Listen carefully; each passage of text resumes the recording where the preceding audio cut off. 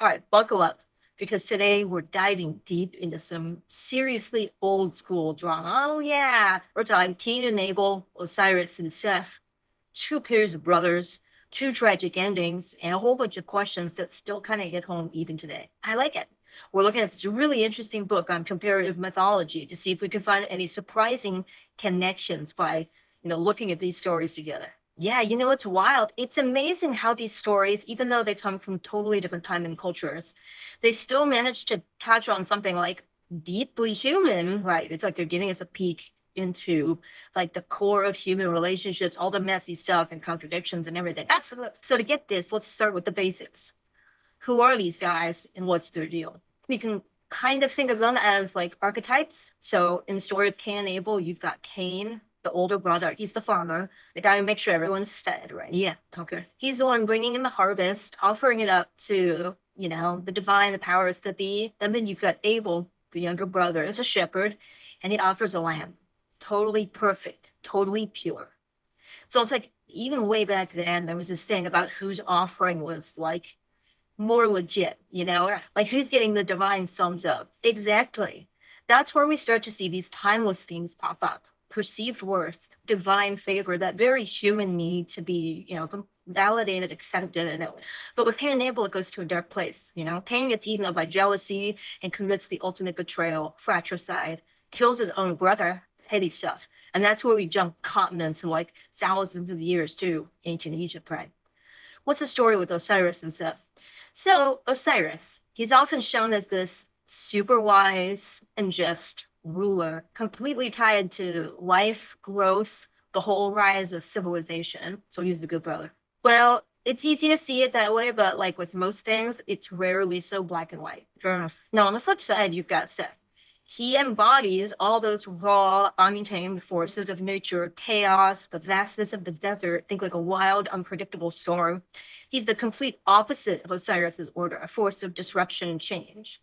Okay, so we've got these two sets of brothers, each caught in this struggle that seems to go way beyond just like typical sibling rivalry. Are you saying there's something bigger going on here? Absolutely. These stories are more than just family drama. They reflect something deeper, something universal. Think of it this way. If an archetype is like this universal symbol, then both Cain and Seth, even though they come from different worlds, they both represent those darker impulses that everyone has, right?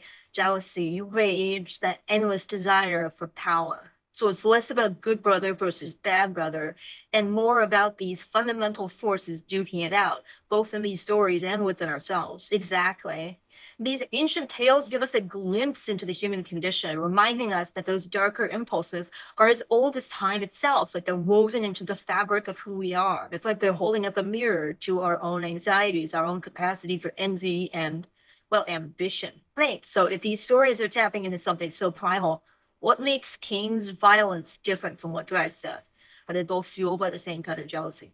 Now, that is a great question, and it gets right to the heart of why these stories are so endlessly fascinating. We know both Cain and Seth do the unthinkable. They harm their brothers, but the source material hints that there are subtleties to their motivations, things worth exploring a little further. So with Cain, his anger, it seems to come from this place of like, hey, that's not fair. The text really highlights this question he asks. Am I my brother's keeper? Like he's kind of balking at the whole idea of being responsible for his brother. Yeah, it's like he's pushing back against the very idea that he owes his brother something, right? Framing it as some kind of chore instead of, a natural part of their bond. Exactly. And this is where Cain's story bumps up against this bigger theme of sacrifice. Well, what makes an offering truly worthy? Is it the actual thing you're offering, or is it the heart behind it, the spirit of it? Okay. Cain, he's so focused on what he sees as unfair that he completely misses the bigger picture.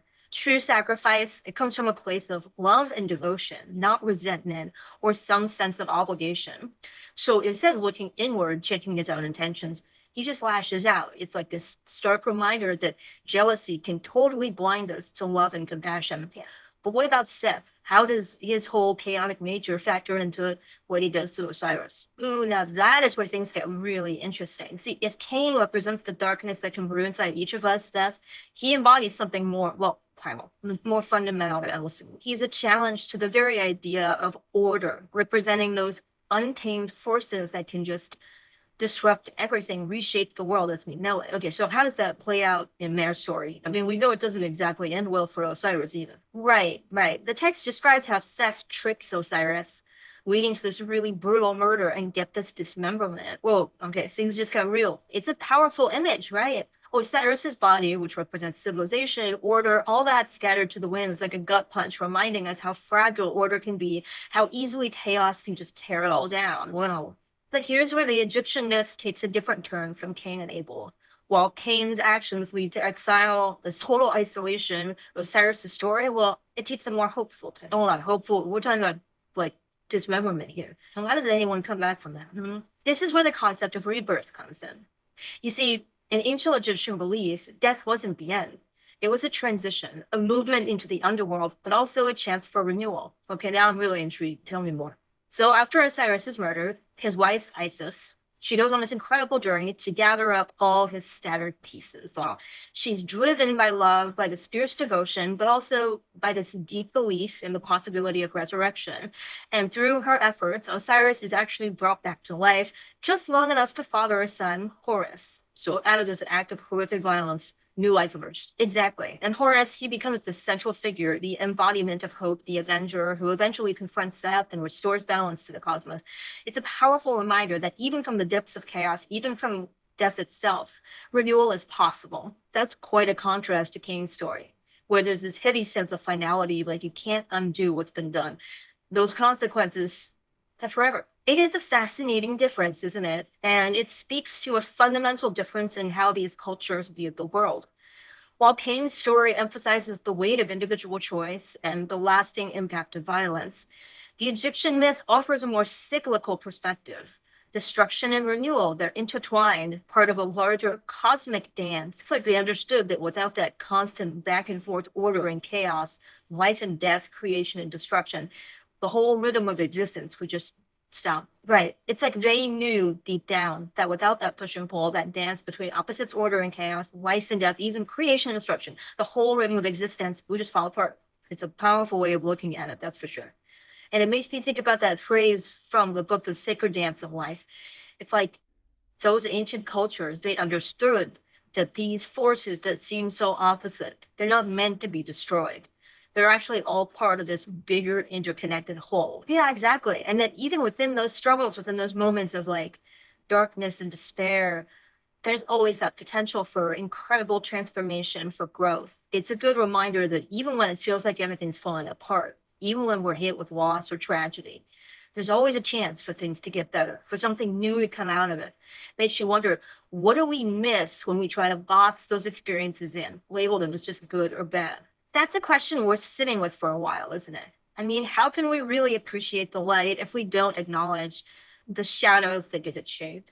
These stories, they're not about some simplistic morality play about pointing fingers at who's good and who's bad. They're about recognizing how complex we are inside, that potential for both darkness and light that we all carry within us. So it's not about getting rid of those darker impulses entirely, but more about learning to understand them, maybe even learning to work with them.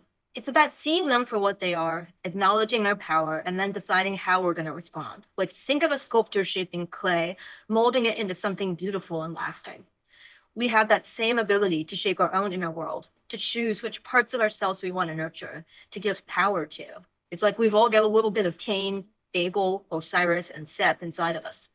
We get to decide which stories we want to tell with our lives. And that choice, that never-ending journey of self-discovery and integration, that's really what it's all about, what it means to be human. Wow, now that was a deep dive. We went from fratricide to cosmic battles to the very core of what makes us human. I gotta say, looking at these stories side by side like this, it's given me a whole new perspective on those age-old struggles. And maybe that's the whole point of these myths, to make us question what we think we know, to spark our imaginations, and to remind us that even though we're human, with all our flaws, there's always hope. Hope for renewal, for growth, for something truly incredible to emerge. So the next time you're wrestling with some inner chaos, think about Cain and Abel, Osiris and Seth. Even though their stories are ancient, they still have a lot to teach us about navigating the messiness of being alive. And who knows, you might just find a glimmer of hope in those shadows. That's all for our deep dive into the Fratricide files. Until next time, keep exploring those ancient mysteries, and remember, sometimes the biggest truths are right in front of us.